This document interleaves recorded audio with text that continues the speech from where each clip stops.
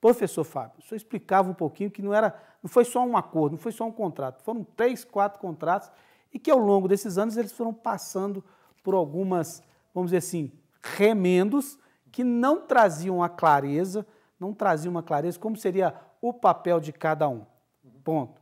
Em uma nota, a arquidiocese, ela destaca o seguinte, que um dos motivos que a levou a entrar na justiça para reaver esse bem é que neles dizia que a UFOP teria que fazer manutenções e manter restaurações, manter os prédios em boas condições físicas, estruturais.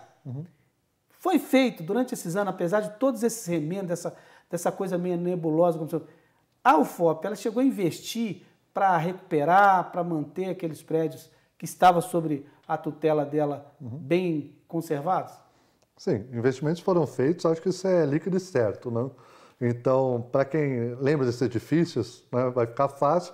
Para quem não lembra, no hall de entrada de CHS está expondo algumas fotos sobre como era a condição desses edifícios quando eles passaram ao FOP. Estavam em ruínas, né? Não tinham condição de uso, né? Principalmente o antigo seminário. Estavam em condições bastante precárias, né?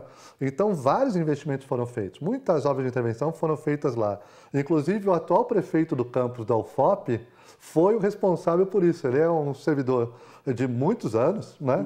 Ele é mais antigo que eu, para vocês terem uma ideia, né? Na UFOP, e muito responsável. Ele tem o livro de obras, né? Com todos os registros disso, com todos os trabalhadores que lá atuaram, quais foram as intervenções que foram feitas. Então, foi feita uma intervenção muito importante no início, porque se a gente mantivesse como recebemos, estaria em ruínas. Então, isso tem que ficar claro. Então, não houve uma deterioração do prédio ao longo do tempo. Esse é o primeiro fato. Isso é um fato, né? A gente pode discutir várias coisas, mas tem coisas que eu acho que são pacíficas, ou seja, o prédio foi recebido numa condição e hoje está numa condição muito melhor, conjunto, né?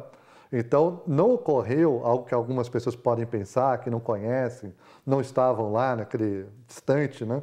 Já na década de 80, 30 anos atrás, que podem imaginar, a igreja deu os prédios todos em ótimas condições, não houve investimento nenhum e foi caindo, caindo, caindo. Isso não ocorreu. É verdade, e eu acho que isso tem que ser destacado, de que por uma série de limitações, investimentos maiores, para a gente ter os prédios ainda em melhores condições, deveriam ter sido feitos, em especial na capela, né? Em especial na capela.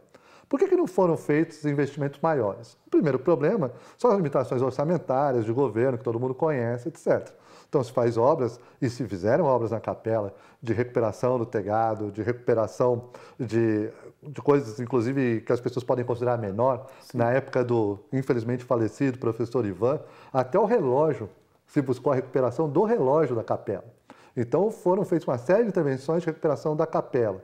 Foram feitas uma série de intervenções também de recuperação de outras áreas que as pessoas talvez não deem muita atenção também. Por exemplo, dos jardins que ficam entre o Palácio do Bispo e o seminário. Tudo isso foi recuperado, inclusive com escavação arqueológica. Muitas intervenções foram feitas. Podia ter sido feito mais? Eu acredito que sim. E acho que deve ser feito mais.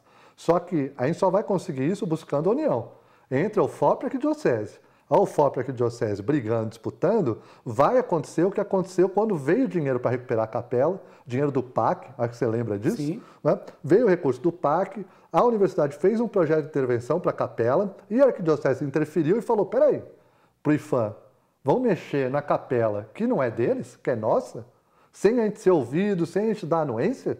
Não, isso a gente não concorda.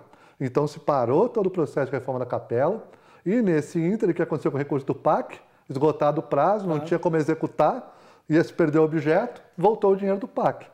Então, o que eu acho é que quando a arquidiocese e a universidade não se entendem sobre propósitos que deveriam ser comuns sempre, às vezes não são, deveriam ser comuns sempre, que é o bem da população, o bem do patrimônio, os interesses da educação de Mariana, as coisas andam melhor. Se esses entes se desentendem, começam a disputar e um é isso, um é feio, o outro não presta, né? O que acontece é que quem fica no meio é a população de Mariana, é o patrimônio e perdem todos. Okay. Aí todos perdem a razão.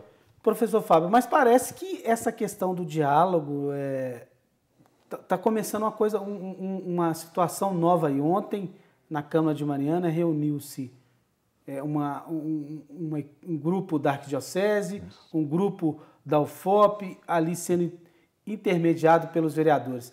Esse encontro, saiu alguma coisa boa? Como é que está a situação agora hoje, depois desse encontro? Eu acho que sim.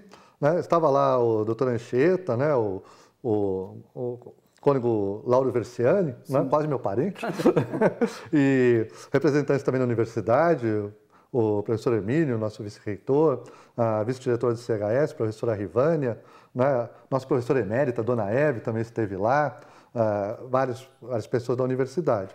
Se chegou a um acordo que, na verdade, é interromper o andamento desse processo, da execução desse processo, por um prazo de 90 dias aproximadamente. Né?